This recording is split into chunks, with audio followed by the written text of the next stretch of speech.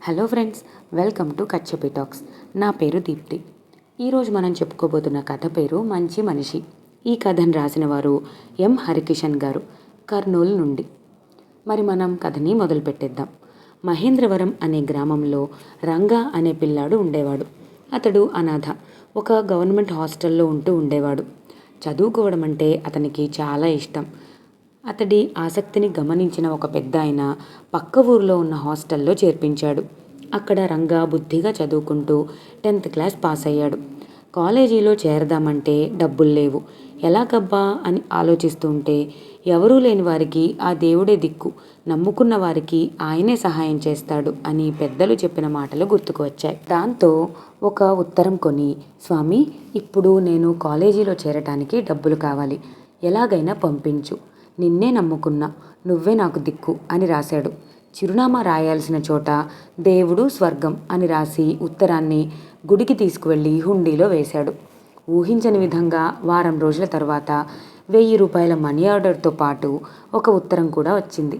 అందులో, బాబు, నువ్వు బాగా కష్టపడి చదవాలి, నిన్ను నమ్మి 1000 రూపాయలు పంపుతున్నా, నువ్వు బాగా చదివి మంచి మార్కులు సంపాదిస్తే నీ చదువు కోసం ఇంకా ఎంతైనా సహాయం చేస్తాను, నీ మాట నిలబెట్టుకో అని రాసి ఉంది. ఆ ఉత్తరాన్ని, డబ్బులను చూసిన రంగా ఆనందంతో పొంగిపోయాడు. భగవంతుడే నాకు తోడుగా ఉన్నాడు అని సంబరపడ్డాడు. అప్పటి నుండి పట్టుదలగా చదివాడు.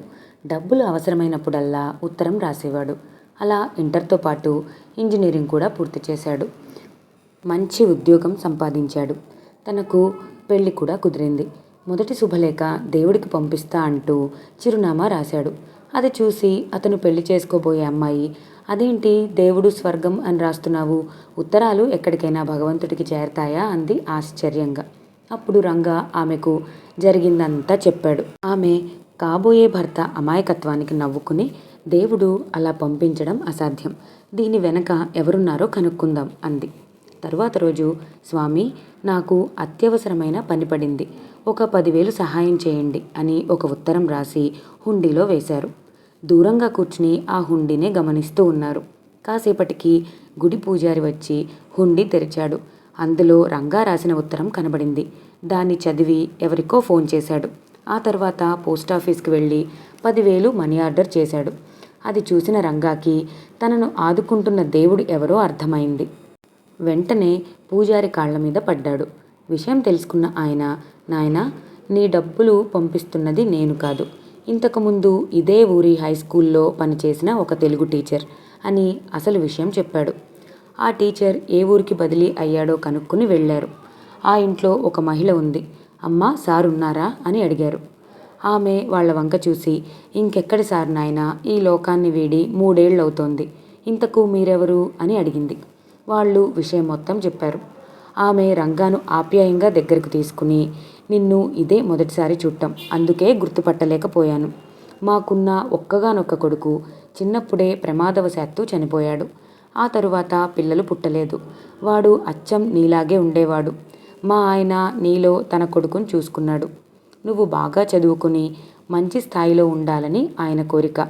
ఆయనకు ఇచ్చిన మాట ప్రకారమే నాకొచ్చే పెన్షన్ డబ్బుల్లో కొంత నీకు పంపిస్తున్నాను అని చెప్పింది.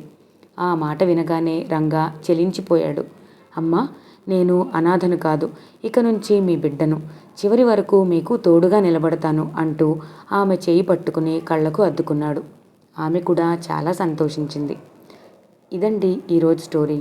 మీ అందరికీ ఈ కథ నచ్చితే ఛానల్ని ఖచ్చితంగా సబ్స్క్రైబ్ చేసుకోండి. ఈ వీడియోని లైక్ చేయండి, మీ ఫ్రెండ్స్ అందరితో షేర్ చేసుకోండి. Thank you for watching.